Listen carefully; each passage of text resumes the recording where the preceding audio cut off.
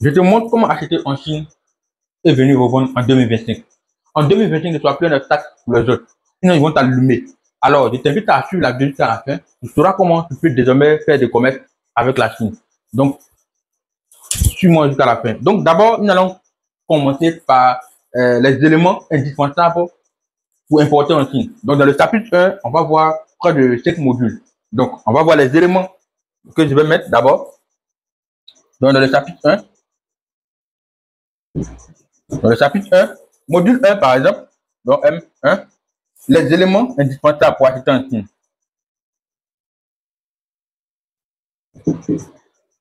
OK?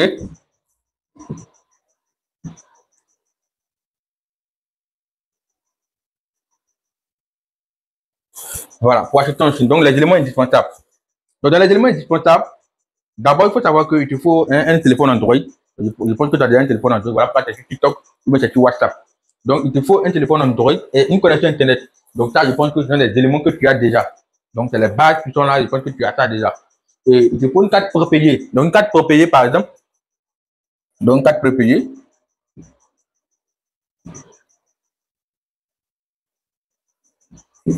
Voilà, une carte prépayée. Donc, une carte Visa prépayée.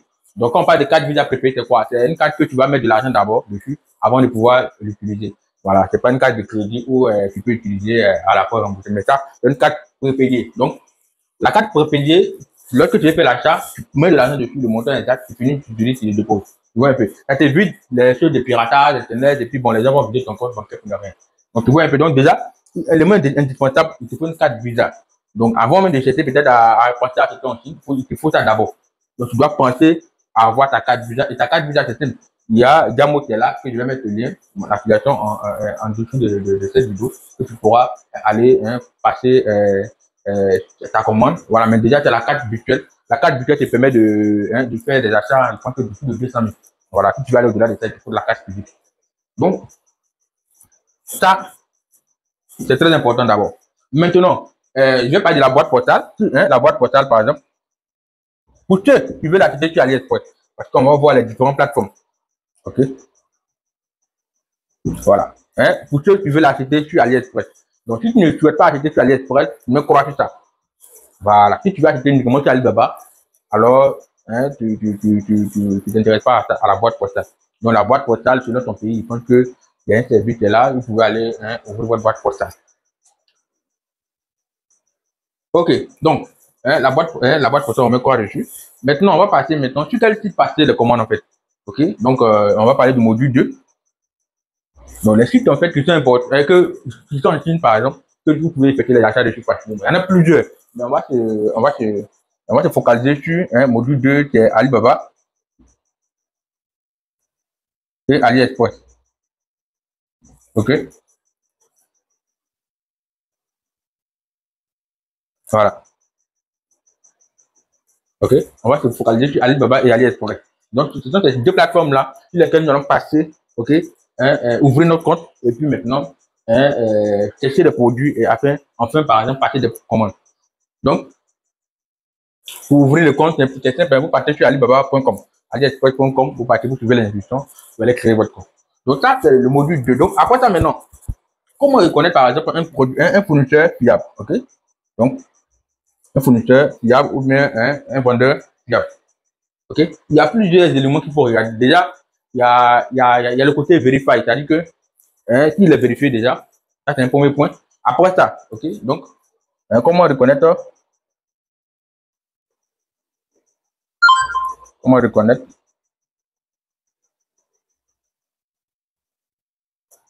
OK? Un vendeur fiable.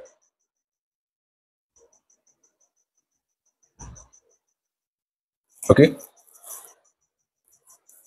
Donc, déjà, il est vérifié. Donc, le premier point, voilà, vérifier.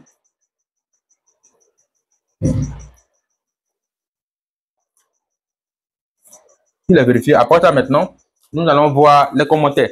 Parce qu'il y a deux personnes qui ont cité avant nous. Donc, on va chercher à regarder les commentaires de ce dernier-là, de ce vendeur-là. Donc, on va regarder les commentaires. Si les commentaires sont positifs, parce que vous allez remarquer que si quelqu'un n'est pas satisfait qu'il a pris, il va commenter, il va aller commenter, il va dire que c'est pas bon. Donc, toi, ça t'interpelle déjà. Donc, déjà, on va aller regarder les commentaires.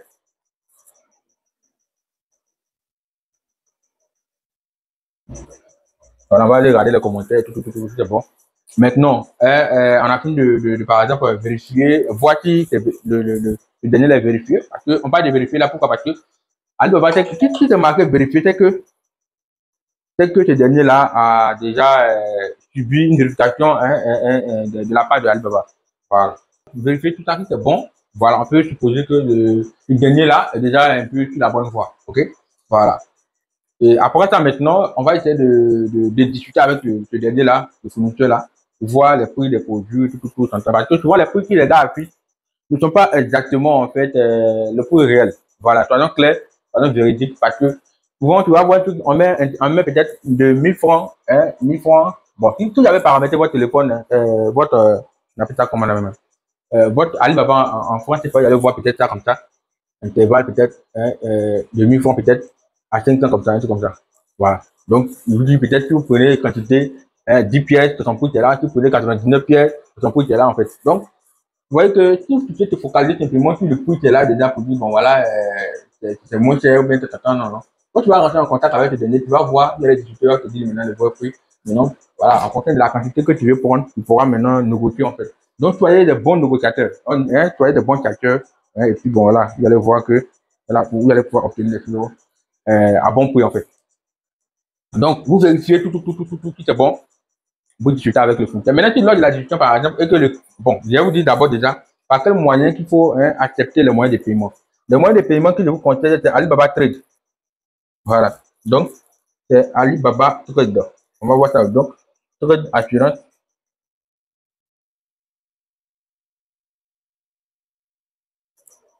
Trade Assurance d'Alibaba. OK? Vous ne devez pas payer en dehors d'un autre moyen. Voilà, d'un autre moyen. Donc, si vous vérifiez tout ça, c'est vrai que lors de la discussion avec le fournisseur, vous entendez que vous devez faire maintenant le paiement. Et puis, vous dites, bon, faites le paiement par Western Union, MoneyGram, ou bien tout autre moyen. Déjà, sachez que, je ne dis pas que forcément c'est un arnaqueur, mais vous prenez un gros risque en fait. Parce que si vous sortez de ce cadre-là et que vous effectuez un paiement hors de Alibaba Trade d'assurance, toutefois que vous voulez faire une réclamation ou bien vous n'avez pas été livré, vous ne pouvez pas compter à Alibaba de vous rembourser en fait. Généralement, ils n'acceptent pas parce que, bon, je ne dis pas qu'ils n'acceptent pas tout, mais ils trouvent des moyens souvent disant que Alibaba Trade dure avant de reverser l'argent. Va durer avant de reverser. Parce que c'est logique. Alibaba Trade, ça peut faire peut-être 30, 60 jours même pour pouvoir faire des réclamations. Pourquoi? Parce que quand tu fais le paiement, ça va, c'est vrai qu'on va notifier le fournisseur, mais l'argent est dans la main de, on va dire, Alibaba en fait. Et lorsque le fournisseur vous le dit, et que vous-même, vous confirmez que, parce que bon, quand une fois que c'est livré, vous allez avoir une...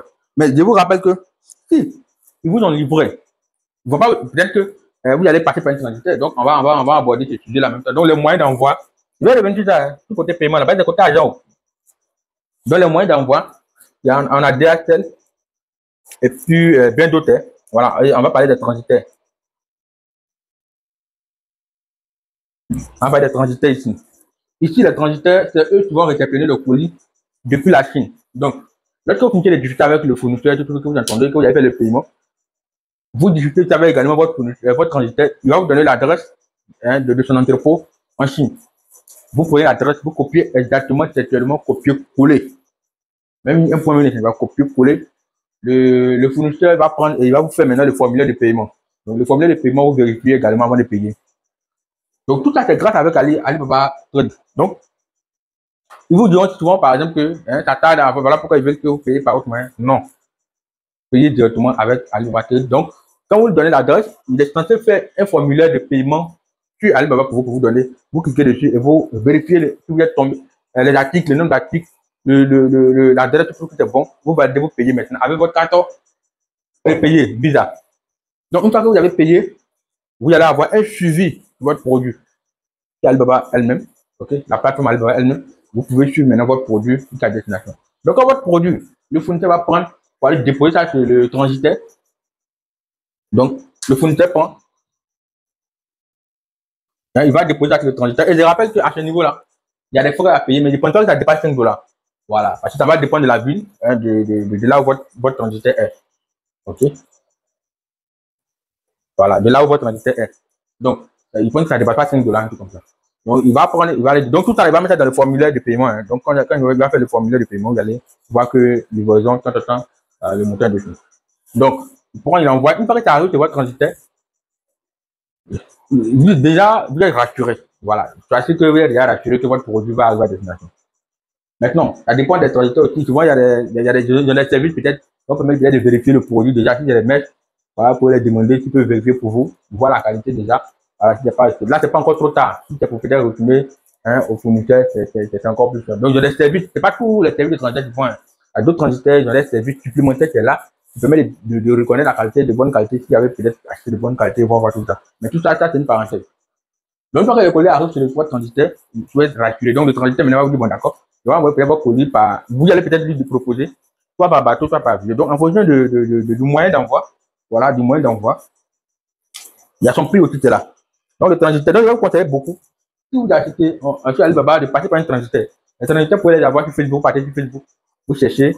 Voilà, et puis, moi, je vous dis toujours, quand vous cherchez sur, on appelle ça comment, sur Facebook, vous avez trouvé un transitaire, allez-y connaître son entrepôt d'abord avant de passer, avant de traiter avec lui.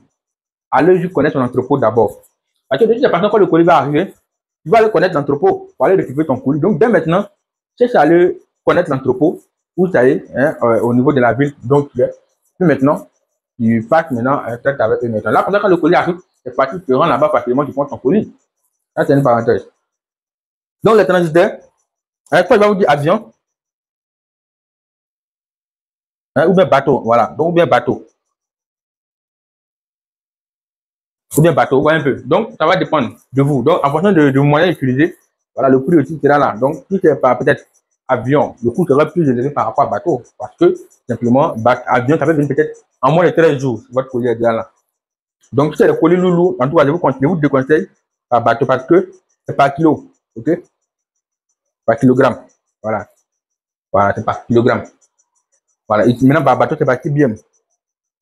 Voilà. Donc, par CBM, par bateau, et puis c'est par kilogramme. Donc, si c'est un colis lourd, ou bien tu prends beaucoup, c'est vraiment lourd en tout cas, je vous conseille de passer par bateau. Même si un colis qui est très faible, ne pas que ça se perd, prends avion. Voilà. Donc, en fonction de ça, lui, il va vous dire le prix. Hein, si c'est 9 000 francs le kilo, on connaît généralement, ou bien 250 000 par le CBM, ça va dépendre. Donc, vous passez par un transitaire que je vous conseille. Avec les DHL, ou bien les autres moyens, c'est vrai que le colis va très très vite, peut-être 3 jours même, tout ça, votre colis sera là, mais c'est vous qui allez peut-être payer encore le gouvernement. Et encore, si vous passez par AliExpress, par exemple, pour acheter, voilà, on va passer, on revient ici. AliExpress, par exemple, si vous passez votre commande par AliExpress, et que votre colis va venir à la poste, parce que quand vous passez par AliExpress, ça fait que le colis vient à la poste. Voilà, en tout cas, par expérience, c'est comme vous achetez sur AliExpress, vous allez mettre votre boîte postale, tout, et puis le colis va venir par la boîte. Donc, quand vous allez partir récupérer le colis par la boîte postale, la douane est là-bas, la douane aussi va te demander de dédouaner en fait. Donc, souvent, le prix même de l'article que tu as acheté sur AliExpress, quand tu vas dédouaner, ça dépend, donc tu vas préférer laisser. Voilà pourquoi je vous conseille, même si vous êtes, on appelle ça comment, vous êtes détaillant, en tout cas, ou bien c'est pas pour acheter en gros même. Je veux dire que si tu pas venir revendre, même que tu pour un article besoin personnel même, parce que AliExpress est fait pour ça, je vous conseille de venir sur Alibaba même. Vous pouvez négocier avec le fournisseur, tout payer, vous passez par un transitaire, le transitaire envoie votre produit tranquillement. Vous voyez un peu. Parce que ça va éviter tous ces détails-là. Avec ce moyen-là, si vous a dit que le kilo est 9 000 francs par exemple, 9 000 francs, dédouanement, transport, jusqu'à ton entrepôt, c'est dans 9 000 là. C'est lui qui gère tout. Le kilo, tu as dit le kilo, ça fait 9 000. Si, comme il va gérer les douaniers, ça, c'est pas ton problème. Quand le colis arrive dans ton entrepôt, tu passes, tu donnes tes 9 000 pour ton colis. Il a fait ça comme c'est pas ton problème. Mais avec ça, c'est toi qui vas aller chercher maintenant à négocier à la douane. Après, ne te cache pas la tête, évitons trop de problèmes. Passe par Alibaba, tu fais ton achat, ça vient par avion ou bien par bateau, tu vas récupérer avec ton JP. Donc, déjà, voici quelques éléments importants avant de pouvoir acheter en Chine, c'est très important. Donc, si vous avez aimé cette vidéo, je vous invite à mettre d'abord like, pour liker, parce que moi, si vous ne voyez pas comme les likes, je ne vois pas les likes, je peux me dire simplement que ça ne vous intéresse pas. Je passe à autre chose. Hein. Ah. Comme ça, si ça ne vous intéresse pas, alors ça ne sert à rien de donner, en fait. Voilà, si quelqu'un ne vous intéresse pas, c'est vrai, on va donner, mais ça ne t'intéresse pas. Donc, mieux vous chercher autre chose qui va t'intéresser. Donc, vous pensez que c'est dans des trucs que vous aimez, n'hésitez pas à liker. Déjà, avec les likes, déjà, ça motive et que ça montre que ça plaît aux gens. Et puis, bon, on peut continuer dedans, au lieu de changer de sujet. Maintenant, si tu penses que ça peut aider une autre personne aussi également, et que tu trouves que peut-être que toi-même tu n'es pas concerné dedans, et que c'est une autre personne, tu peux partager. Il faut partager. Ça ne coûte rien. OK? Voilà. Donc, pour ceux peut-être tu vas aller en profondeur, un accompagnement, tout. Voici mon numéro, c'est là. C'est aussi simple que cela. C'est plus 225. C'est plus 225. 07 17 voilà. 89 12 et puis 12 encore. Voilà, ça c'est mon numéro, c'est WhatsApp. WhatsApp uniquement. WhatsApp uniquement. Voilà. Vous m'écrire là-bas et puis bon voilà, on verra d'autres choses encore. Voilà, donc on a fini avec les chapitres 1. À la prochaine. Ciao.